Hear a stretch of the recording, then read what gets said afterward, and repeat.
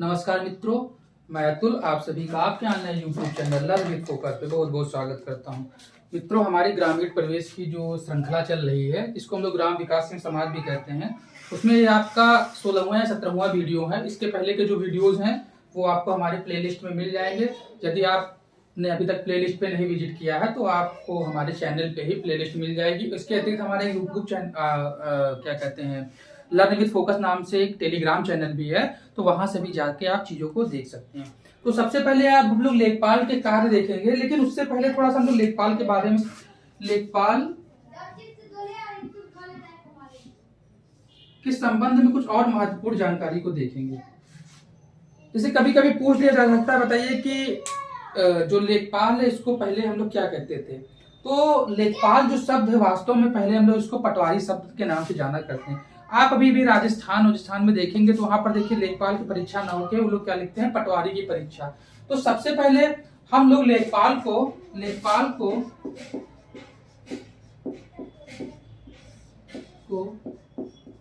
पहले पटवारी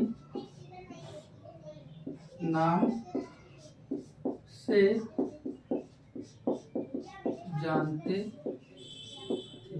अब देखिए जो पटवारी शब्द है वो पटवारी शब्द का प्रारंभ शेरशाह सूरी के द्वारा किया गया था।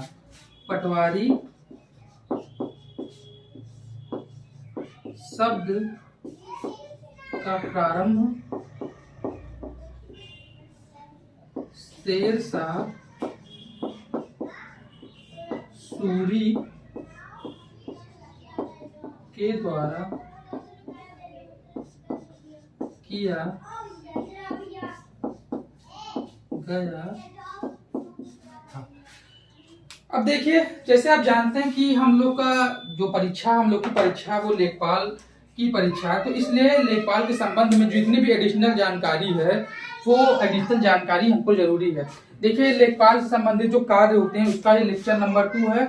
इसके पहले के एक लेक्चर आपको दिया जा चुका है, आप वहां प्लेलिस्ट है, उस प्लेलिस्ट के माध्यम से लेक्चर को देख सकते हैं। तो लेखपाल के हम लोग कार्य भी देखेंगे, लेकिन सबसे पहले हम लेखपाल के बारे में थोड़ी जानकारी कर लेते हैं कि सबसे पहले जो लेखपाल होता है वो अपने जो हल्का होता है उस हल्का क्या मान लीजिए कोई क्षेत्र है या कोई गांव है, उसको जोड़ के हमने एक हल्का बना लिया। उस हल्के के जो समस्त लेखा जोखा होता है वो लेखपाल के पास में ही होता है। लेखपाल शब्द आज जो आप देख रहे हैं ये वास्तव में एक परिवर्तित नाम है, जो कि पहले पटवारी शब्द के नाम से जाना जाता था। शेरशाह के द्वारा जो पटवारी शब्द है उस पटवारी शब्द का आरंभ किया गया था। हम लोग जो भूमि पैमाइश पढ़ेंगे, इसके अगला जो चैप्टर होगा उस भूमि पैमाइश में विस्तृत रूप से देखेंगे कि वास्तव में पटवारी के क्या कार्य हुआ करते थे और जब चेंजेस हुआ तो आज के संदर्भ में जो लेखपाल के कार्य हैं वो लेखपाल के कार्य क्या होंगे। तो चलिए हम लोग जो इसका अगला पार्ट है उसकी शुरुआत करते हैं। तो सबसे पहले यहाँ पर हम लोग एक शब्द और देख लेते हैं कि जो चौधरी चरण सिंह थे, चौधरी चरण सिंह ने पटवारी नाम बदलकर लेखपाल कर दिया। ठीक है, तो ये थे लेखपाल से संबंधित कुछ महत्वपूर्ण जानकारी। अब देखिए वास्तव में लेखपाल का काम क्या होता है। जैसे मैंने बताया कि जो आपका भूमि होता है उस भूमि का जो लेखा जोखा होता है वो लेखपाल के पास में होता है। जैसे मान लीजिए कि आप देखते हैं कि आपके प्रदेश में या आपके क्षेत्र में जो कुल खाद्यान्न उत्पादन है वो पर्टिकुलर तरीके से इतना हुआ, तो कैसे इसकी जानकारी कौन देता है। तो इससे संबंधित जो जानकारी होती है वो आपके लेखपाल के पास में होती है। आपको मैंने बताया था इसके पहले लेक्चर में कि लेखपाल को हम लोग क्या कहते हैं, जो आपके जिला अधिकारी होती है उस जिलाधिकारी को जिलाधिकारी के रीढ़ की हड्डी कहते हैं। अब हम लोग आगे बढ़ते हैं। जैसे आप देखेंगे यहाँ पर लिखा भी हुआ है, लेखपाल गांव की भूमि का पूर्ण विवरण रखा है। लेखपाल के पास खसरा, जिल्द बंदोबस्त, गांव का नक्शा, खतौनी एवं रोज नामचा जैसे महत्वपूर्ण कागज हैं। इसके अतिरिक्त लेखपाल क्या होता है, लेखपाल जो भी रिपोर्ट होती है वो रिपोर्ट तैयार करता है। इस रिपोर्ट को जो तैयार करता है तो उसको हम लोग क्या कहते हैं, पड़ताल कहते हैं। और ये पड़ताल 3 होती है मुख्यतः, पहला खरीफ की पड़ताल, रबी की पड़ताल और जायद की पड़ताल। ठीक है, तो जो खरीफ की पड़ताल होती है वो 10 अगस्त से होती है, रबी की पड़ताल होती है वो 1 जनवरी से होती है, और जो जायद की पड़ताल होती है वो आपके 1 मई से होती है। इसके अतिरिक्त अगर हम लोग और लेखपाल के जो प्रमुख कार्य होते हैं उसके बारे में देखें तो लेखपाल के पास भूमि संबंधित समस्त विवरण मौजूद रहता है, अतः भूमि संबंधित विवादों की सुनवाई में वह महत्वपूर्ण भूमिका निभाता है। अगला देखते हैं, लेखपाल भूमि के क्रय विक्रय में महत्वपूर्ण भूमिका निभाता है, वह विक्रेता से क्रेता को भूमि हस्तांतरण कराता है। ठीक है, तो लेखपाल के पास, अगला देखते हैं, लेखपाल के पास भूमि संबंधित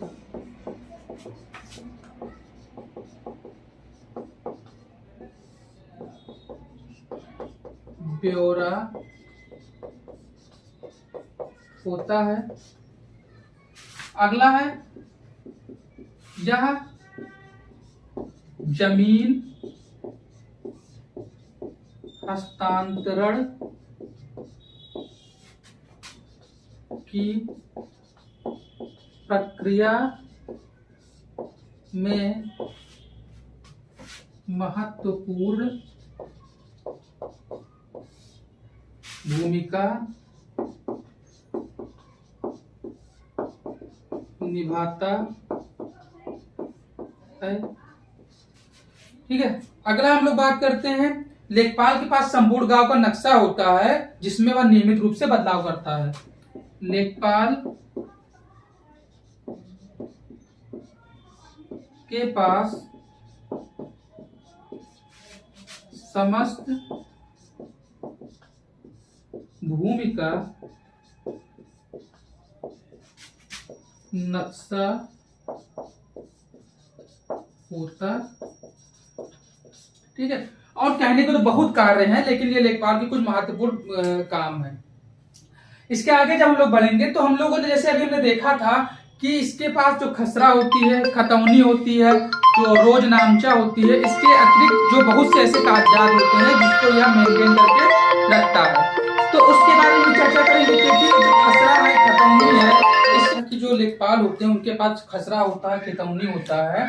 तो अब हम लोग एक करके जानेंगे खसरा क्या होता है, खतौनी क्या होता है। इसके अतिरिक्त आपने देखा होगा रोजनामचा, जिल्द बंदोबस्त, इन सब चीजों के बारे में लिखेंगे। सबसे पहले देखिए यहाँ पर जो खसरा है, खसरा के बारे में ज्यादा जानकारी पिछली बार नहीं पूछी गई थी, लेकिन हाँ, जो खसरा में जो कुल कितने कालम होते हैं उनके बारे में जरूर पूछा गया था। सबसे पहले हम लोग जान लेते हैं, यह गांव का प्रमुख एक रजिस्टर होता है। ठीक है, जिसमें उस पर्टिकुलर एरिया में जो खेत होता है, खेत की सीमाओं प्लस उसमें खेत के मालिक का नाम, सिंचाई के स्रोत, बोई जाने वाली फसलें आदि का व्यापक विवरण होता है।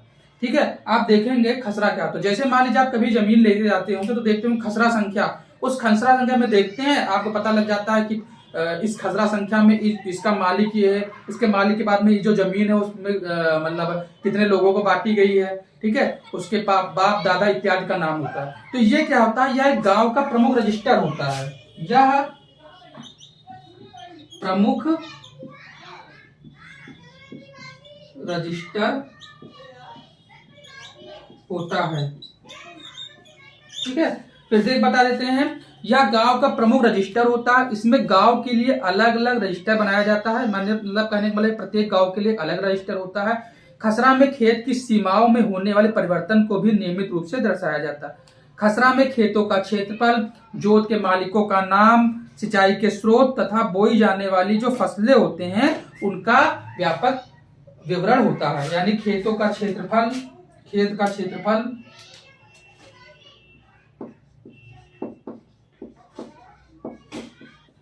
चलिए देखिए, जो खसरा मैंने बताया था खसरा क्या होता है। खसरे में किसी गांव के टुकड़े और उस पर उगाई जाने वाली फसलों का विवरण होता है। अब देखिए, इसे मान लीजिए खसरे में और क्या होता है, तो इसमें आपके खेतों का क्षेत्रफल, जोत के मालिक का नाम, सिंचाई के स्रोत एवं बोई जाने फसलें, मालिक का नाम, सिंचाई के स्रोत एवं बोई जाने वाली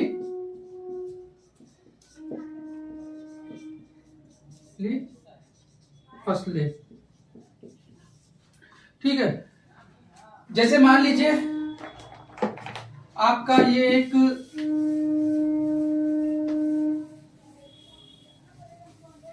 एक प्रॉपर एरिया हो गया। ठीक है, अब इस मान लीजिए खसरा संख्या 3213 है, तो इसमें क्या होगा, उस खेत का क्षेत्रफल आपको पता लग जाएगा, मालिक का नाम पता लग जाएगा और सिंचाई के स्रोत भी आपको पता लग जाएगा। अब देखिए जो सबसे ज्यादा क्वेश्चन ये पूछे जाते हैं कि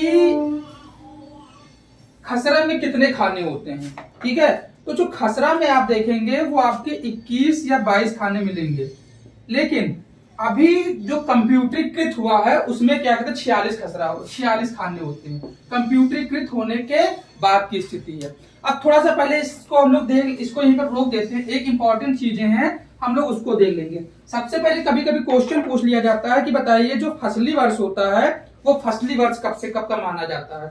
ये इसलिए इंपॉर्टेंट है क्योंकि यहीं से आपको इन चीजों को समझाने की सहायता मिलेगी। अगर फसली वर्ष की हम लोग बात करें, फसली वर्ष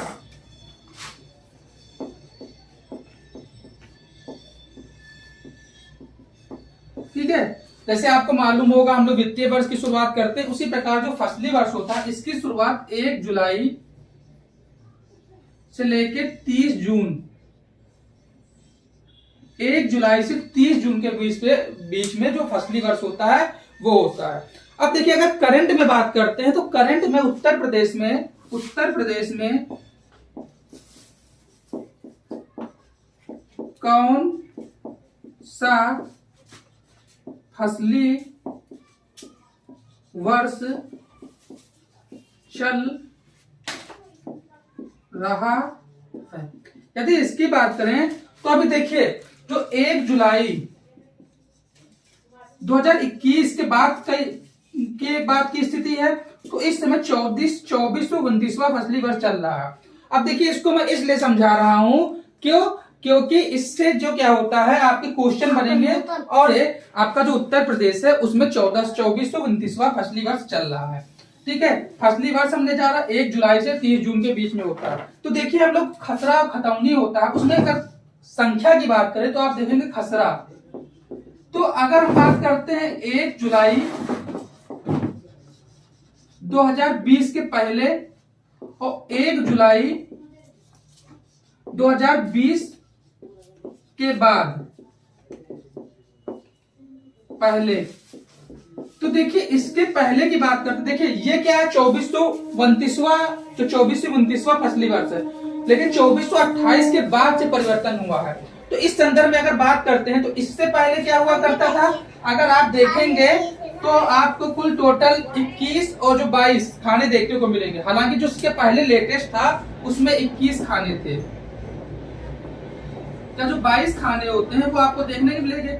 लेकिन जब से कंप्यूटरीकृत हुआ है, इस कंप्यूटरीकृत के बाद में इसमें 46 खाने आपको देखने को मिलेंगे। इसी प्रकार से खतौनी होती है। ठीक है, खतौनी के बारे में हम लोग आगे अभी लोग बात करेंगे। उसमें कितने खाने होते हैं, उसमें 13 खाने होते हैं। तो ये क्या है, कंप्यूटरीकृत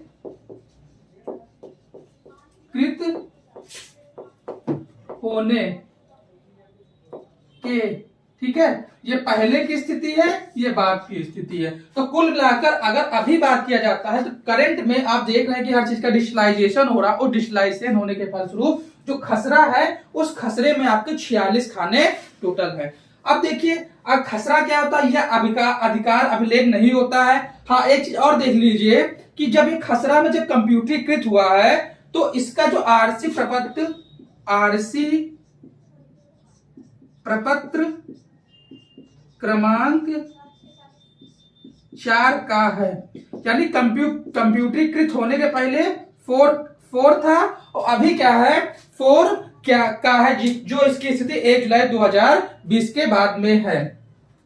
ठीक है, तो हमने बताया ये क्या होता है, ये एक आपका अधिकार अभिलेख नहीं होता है। जो records of land of records होता है वो यहाँ पर ये नहीं होता है। हम लोग खसरा और खतौनी को कलेक्टिवली यानी संयुक्त रूप से अधिकार अभिलेख कहते हैं। तो ये खसरा होगा, खसरा के बारे में फिर से हम लोग जानकारी देते हैं। खसरे में किसी गांव के टुकड़े और उस पर उगाई जाने वाली फसलों का विवरण होता है। खसरा हर साल नवीनीकृत होता है या प्रमुख रजिस्टर होता है, जिसमें खेत का क्षेत्रफल, मालिक का नाम, सिंचाई के स्रोत एवं बोई जाने वाली फसलें होती हैं। 1 साल तक लेखपाल अपने पास रखता है। उसके बाद में क्या होता है, या इस दूसरे वर्ष में तहसील में तहसीलदार या जो कानूनगो होते हैं उनको क्या करता है, फॉरवर्ड कर देता है। ठीक है, आशा करता हूं कि चीजें आपको समझ में आई होंगी। फिर से एक बार देख लेते हैं। खसरा अधिकार अभिलेख नहीं है, लेकिन अधिकार अभिलेख की आधारशिला है। क्यों अधिकार अभिलेख की आधारशिला है? क्योंकि अधिकार जो अभिलेख होते हैं, अधिकार अभिलेख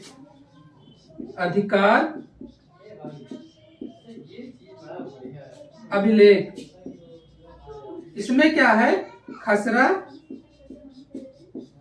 और जो खतौनी होती है, खसरा और खतौनी, इसको हम लोग क्या कहते हैं, कलेक्टिवली बोलते हैं। इसीलिए खसरा के संदर्भ में मैंने बताया, खसरा अधिकार अभिलेख नहीं है, लेकिन अधिकार अभिलेख की आपकी आधारशिला होती है। वर्ष 2021 में खसरा का आरसी प्रपत्र 4 को संशोधित कर दिया गया है। अब इसको हम लोग क्या कहते हैं, आरसी प्रपत्र क्रमांक जो होता है 4 काम में इसको रखते हैं। खसरा में कुल कितने 46 खाने होते हैं, हालांकि कंप्यूटरीकृत होने से पहले इसमें 21 या 22 खाने होते थे। ठीक है, खसरा क्या होता है, हर साल नवीनीकृत होता है। 1 साल तक जो लेखपाल होता है वो अपने पास रखता है। इसके बाद में इसे तहसीलदार या जो कानूनगो होता है उसको क्या करता है, फॉरवर्ड कर देता है। ठीक है, तो यहाँ से जो आपके अधिकांश क्वेश्चन बनते हैं वो क्वेश्चन क्या होंगे, सबसे पहले पूछेंगे खसरा क्या होता है। ठीक है, तो खसरा मैंने बताया ये अधिकार अभिलेख नहीं है, लेकिन अधिकार अभिलेख की जो आधारशिला को रखता है। इसमें किसी गांव के टुकड़े और उस पर उगाई जाने वाली फसलों का विवरण होता है या प्रत्येक साल नवीनीकृत होता है। और होता क्या है कि इसमें खेत के मालिक का नाम, क्षेत्र, सिंचाई के स्रोत और बोई जाने वाली फसलें होती हैं। देखिए होता क्या है कि आप देखेंगे जो आपसे खसरा होता है, उस खसरे में जो आपके मुख्यतः कालम होते हैं, उस कालम के बारे में जो प्रश्न होते हैं पूछे जाते हैं। लेकिन अभी हम बात करेंगे जो रिसेंट की हम लोग अगर बात करते हैं तो रिसेंट में आप लोगों ने देखा होगा, रिसेंट में आप लोगों ने देखा होगा कि जो उसके पहले क्वेश्चन पूछा गया था वो यही पूछा गया था कि बताइए इसमें कुल मिला के कितने आपके कॉलम होते हैं। तो अभी नवीनतम जानकारी के अकॉर्डिंग, नवीनतम जो स्टेटस है उसके अकॉर्डिंग इसमें कंप्यूटरीकृत होने के बाद में टोटल 46 आपके खाने होते हैं। चलिए अब खसरा हो गया। अब हम लोग इसके बाद बात कर लेते हैं खतौनी के बारे में। ठीक है, तो खतौनी के बारे में देखते हैं। जैसे मान लीजिए अब होता क्या है, तो चलिए अब हम लोग खतौनी की बात करते हैं। देखिए खसरा आपने देख लिया, खतौनी देख लिया, फिर हम लोग बात करेंगे गिरदावरी। ठीक है, फसल गिरदावरी जो होता है उसके बारे में बात करेंगे। फिर आगे बात करेंगे जिल्द बंदोबस्त के बारे में बात करेंगे, जमाबंदी के बारे में हम लोग बात करेंगे। तो खतौनी की अगर हम लोग बात करें, ठीक है, तो खतौनी जैसे मान ली बात करते हैं कि अगर जो खसरा होता है किसी गांव में जो मकान मालिक होता है उससे संबंधित जानकारी देता है, अगर उसी को हम लोग क्या करते हैं, उसी को तैयार करके जमीनों की सूची बनाई जाए तो उसको हम लोग क्या कहते हैं, खतौनी कहते हैं। खतौनी के बारे में फिर से आप देख लीजिएगा। हालांकि सबसे पहले बता दो, खतौनी शब्द उत्तर प्रदेश भू राजस्व अधिकार या जो रजिस्टर है उसमें इसका किसी भी प्रकार के शब्द का वर्णन नहीं, यानी खतौनी शब्द का वर्णन उत्तर प्रदेश भू राजस्व अधिनियम में नहीं है। सबसे पहले हम लोग देख लेते हैं खतौनी।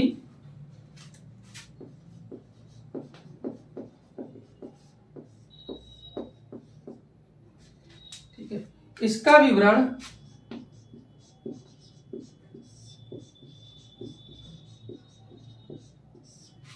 उत्तर प्रदेश भू राजस्व अधिनियम में नहीं है। ठीक है, जैसे मैंने आपको बताया खसरा और खतौनी को कलेक्टिवली यानी सामूहिक रूप से हम लोग क्या कहते हैं, आपके अधिकार अभिलेख कहते हैं। ठीक है, लेकिन उसमें वार्षिक रजिस्टर नामक जो कागजात वर्णित है उसी को हम लोग क्या कहते हैं, खतौनी कहते हैं। ठीक है, लेकिन इसी में वार्षिक रजिस्टर नामक कागजात वर्णित है, इसी को खतौनी कहते हैं। ठीक है। अगर इसमें हम लोग बात करते हैं कॉलम की, तो इसमें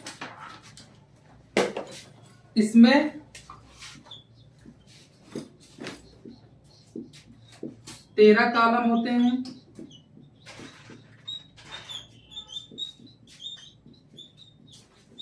ठीक है। इसका नवीनीकरण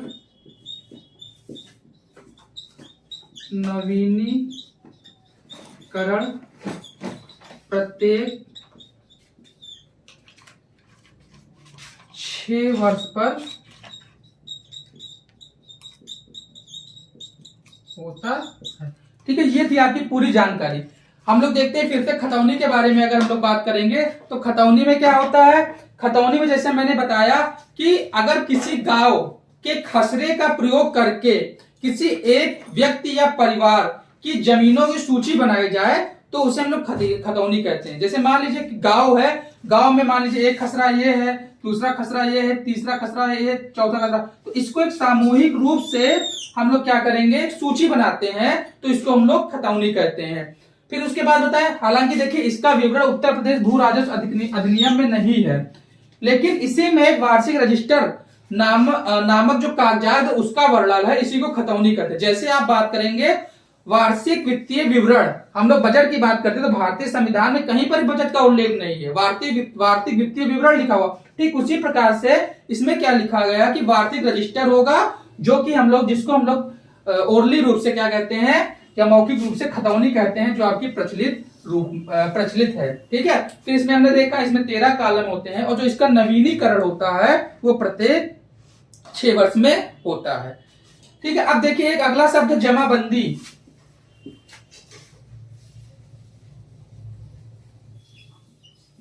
फसल गिरदावरी, देखिए गिरदावरी ऐप भी आता है, तो हम लोग यहाँ पे बात करेंगे फसल गिरदावरी। तो फसल गिरदावरी क्या होती है, इसका मकसद भू फसल का रिकॉर्ड रखना होता है। ठीक है। ये क्या होता है, इसका मकसद भू फसल का रिकॉर्ड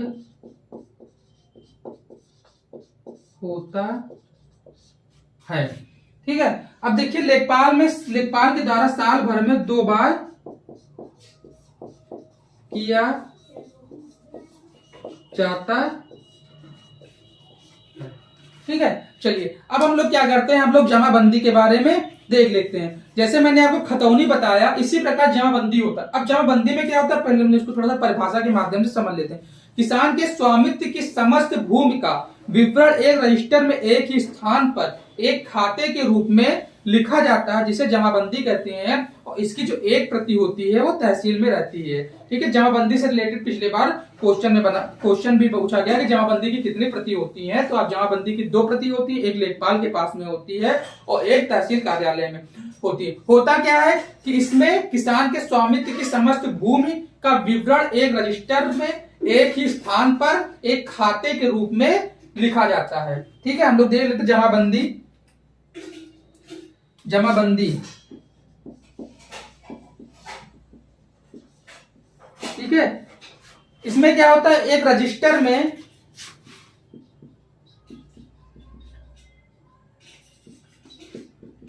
किसान के स्वामित्व की भूमि का विवरण एक जगह पर खाते के रूप में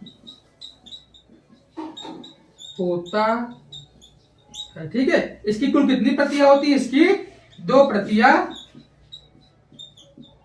होती है, एक लेखपाल के पास में और एक क्या होता है आपके तहसील में जमा करती है। आशा करता हूं कि जो वीडियो आपको पसंद आ रही होगी और वीडियो अच्छी भी लग रही होगी। अगर वीडियो पसंद आ रही, वीडियो अच्छी लग रही हो, देखिए जो चीजें बिल्कुल आपको निःशुल्क प्रोवाइड की जा रही हैं, ठीक है। अब देखिए एक होता है गांव का नक्शा जिसे हम सजरा कहते हैं। तो लेखपाल के पास संपूर्ण गांव का नक्शा होता है, इसे गांव में सजरा भी कहते हैं, ठीक है। और सजरा क्या होता है, जो संपूर्ण गांव होता है, संपूर्ण गांव को पट्टियों में बांटता है। तो अगला हम लोग देखते हैं सजरा। देखिए कभी कभी क्वेश्चन पूछ लिया जाता है, ठीक है, बताइए निम्नलिखित में से किसमें ज्यादा कॉलम होंगे, खसरा में कि खतौनी में, ठीक है, खसरा में कि खतौनी में। तो खसरा में हमेशा जो कॉलम होते हैं वो ज्यादा होते हैं। तो आप देखते हैं गांव का नक्शा या सजरा, गांव का नक्शा, ठीक है। हालांकि देखिए इसको सजरा ही बोलते हैं, लेकिन इसको हम लोग क्या कह सकते हैं, गांव का नक्शा। तो ये गांव का नक्शा होता है जो कि गांव को क्या होता है, पट्टियों में बांटता है, या गांव को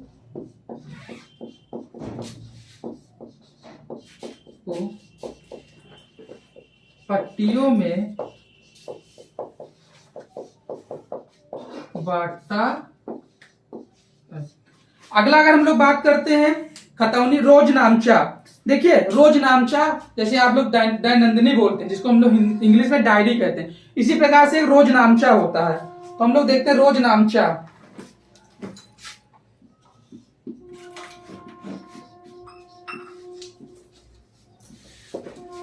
ठीक है। इसमें क्या, लेखपाल के पास प्रतिदिन के सरकारी विवरणों को लिखने के लिए एक डायरी होती है जिसे रोजनामचा कहते हैं, ठीक है। डायरी वहां पर भी होती थी, हम लोग जब पढ़ते थे तो, और आज भी डायरी है। क्या, सरकारी